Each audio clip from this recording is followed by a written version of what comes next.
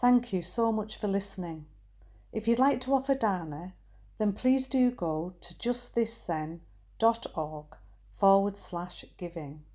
Your support really does make a huge difference. Thank you so much.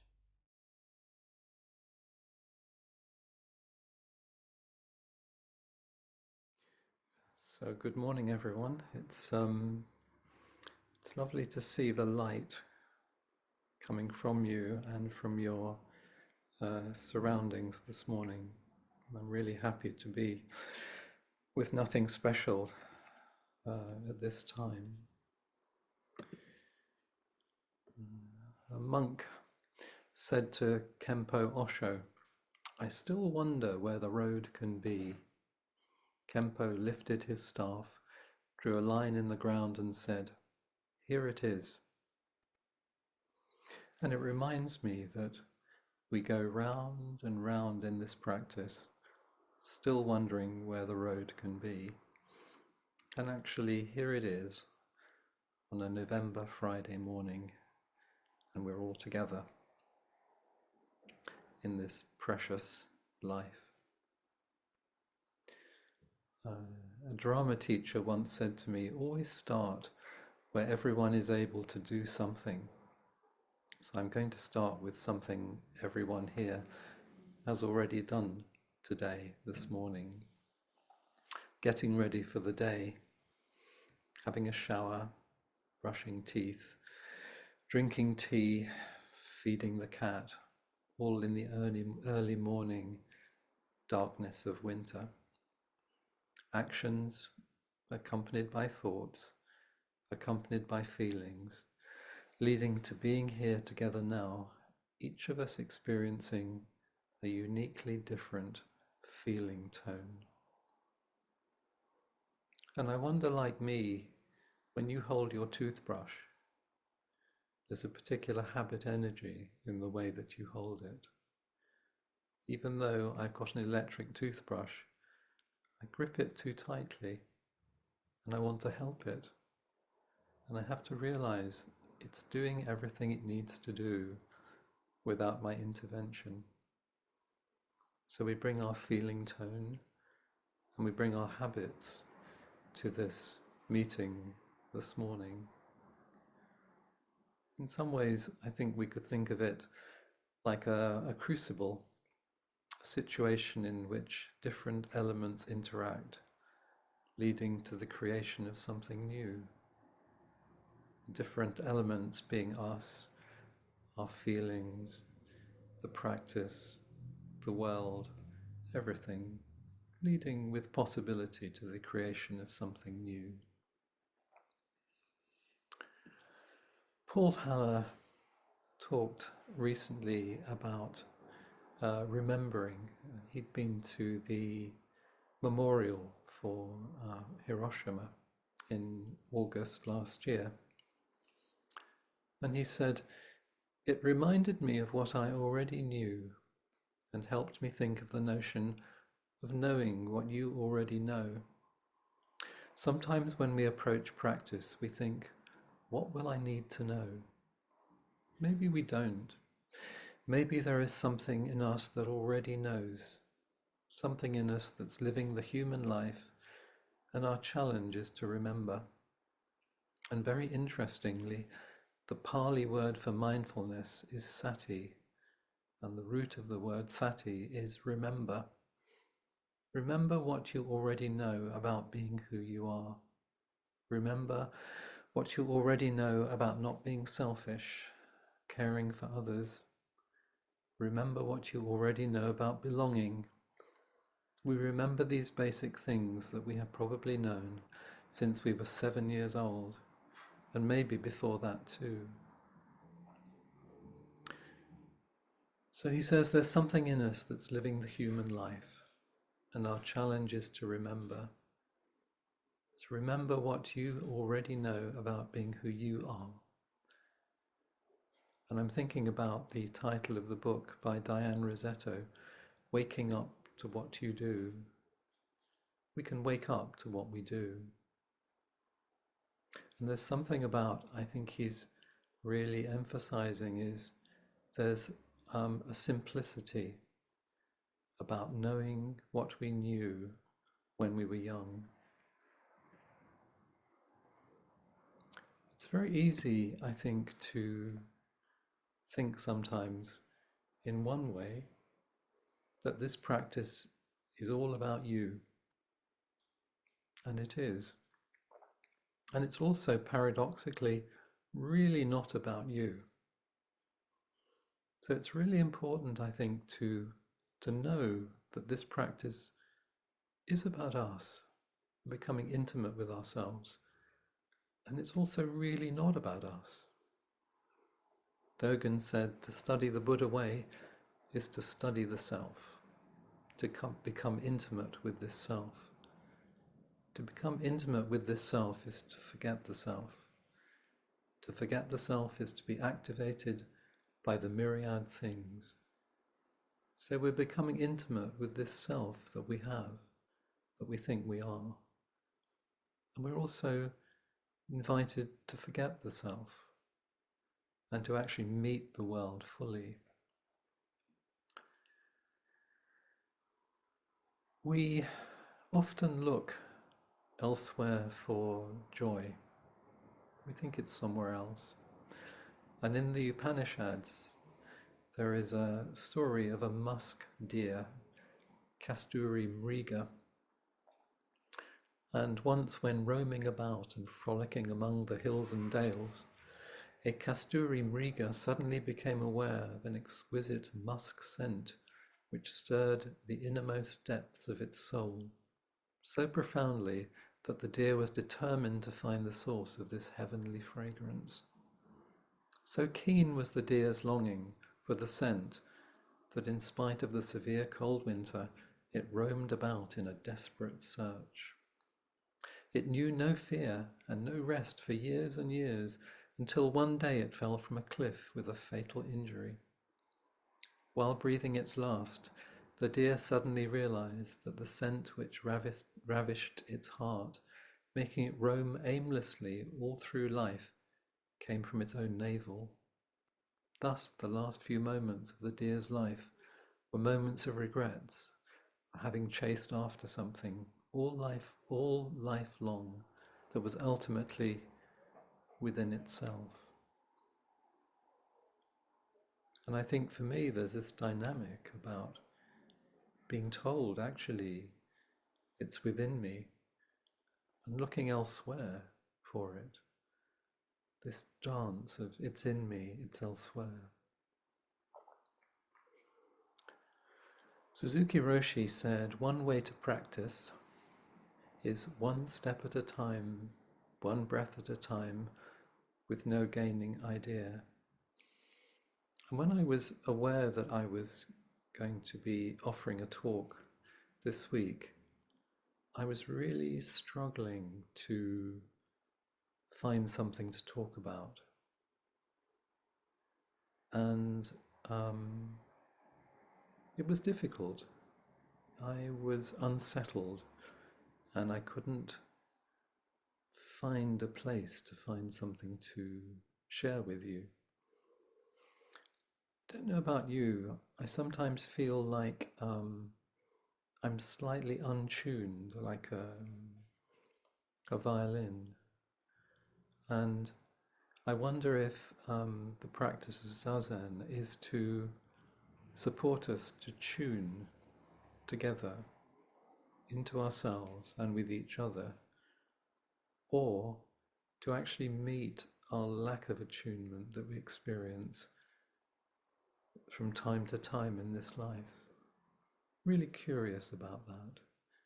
As we're sitting, are we tuning, attuning, not attuning? What's happening? So for several days I'd been feeling untuned, and it's a familiar feeling that I sometimes get. Part of a kind of like a cycle of experience I have. It's the untuned phase.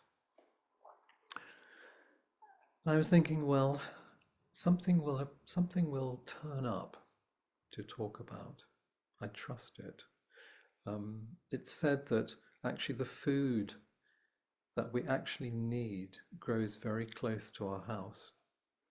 The actual herbs and vegetables actually grow very close. Everything is available nutritionally close to us. So Judy and I went to a garden centre on Monday, and it was very Christmassy and very lovely, and there were cards and toys and clothes and people buying things, getting excited about Christmas.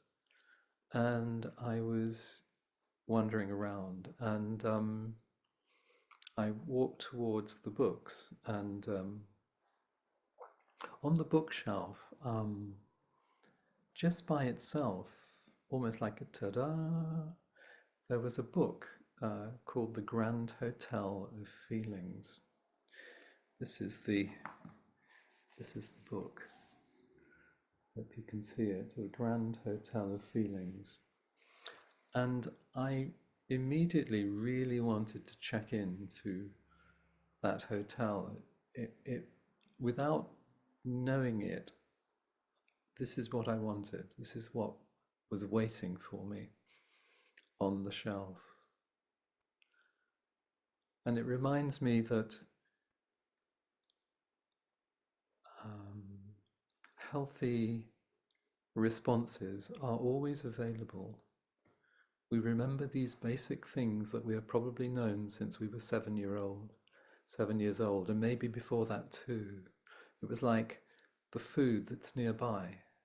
So I opened the book, and for me, everything went really silent in the garden centre. And I'm going to read some of it, some of the feelings that are talked about. So it says, "Welcome to the Grand Hotel of Feelings. I am the manager of the hotel. I'm here to help any feelings that come to stay." And there was a picture of all the feelings on the road to the hotel in different shapes. No guest is ever turned away from the hotel. I make room for all feelings, no matter how difficult they may be. And I felt such relief just hearing that I could check into that in this simple children's book.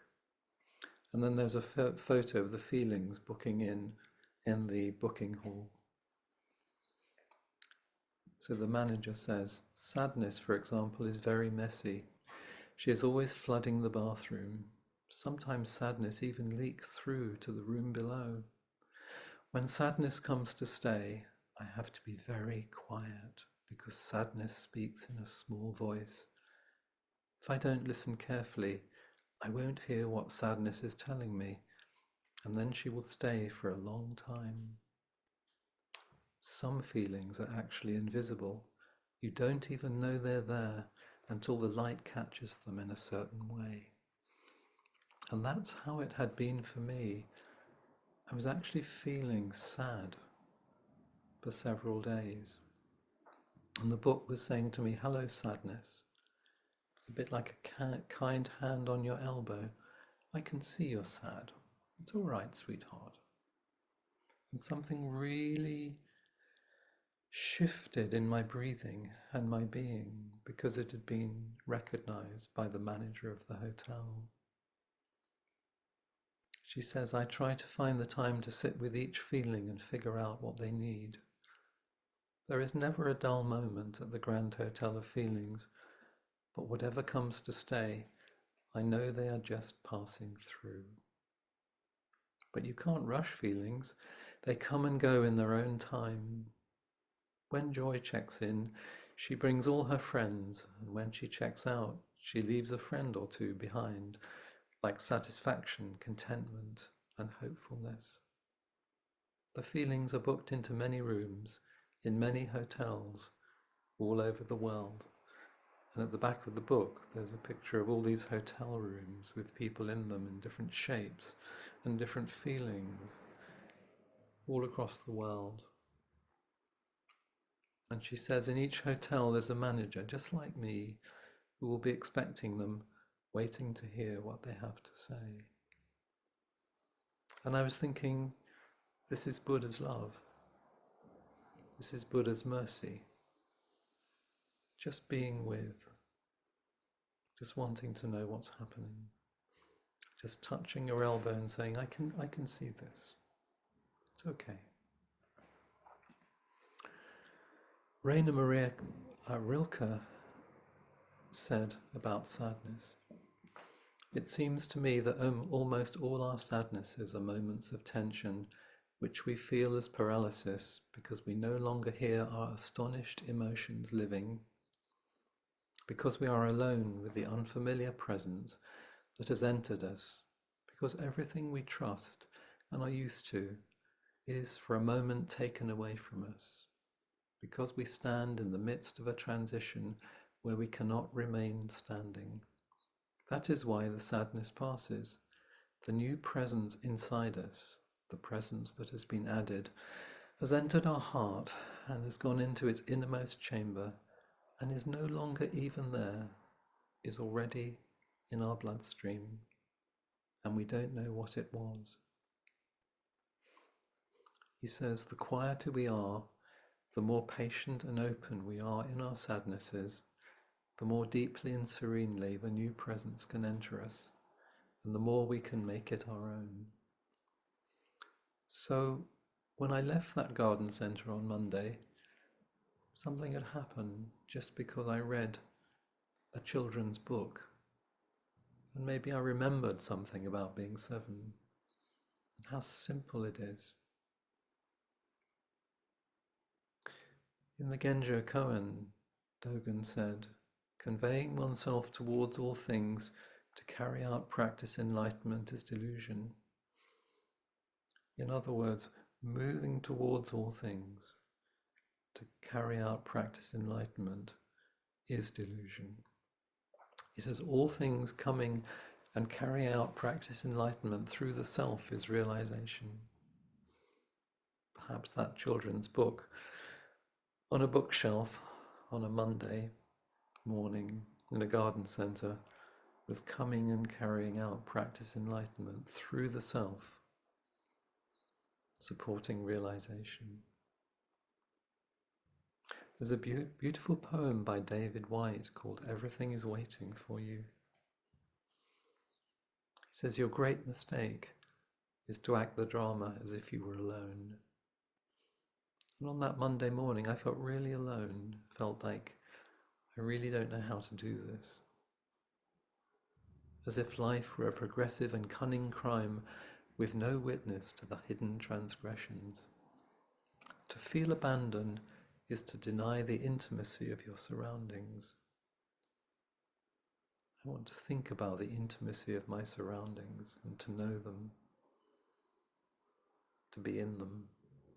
Surely even you at times have felt the grand array, the swelling presence and the chorus crowding out your solo voice.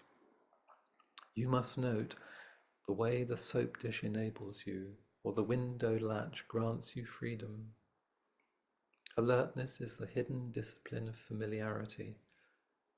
The stairs are your mentor of things to come, and the doors have always been there to frighten and invite you. And the tiny speaker in the phone is your dream ladder to divinity. Put down the weight of your aloneness and ease into the conversation. The kettle is singing, even as it pours you a drink. The cooking pots have left their arrogant aloofness and seen the good in you at last.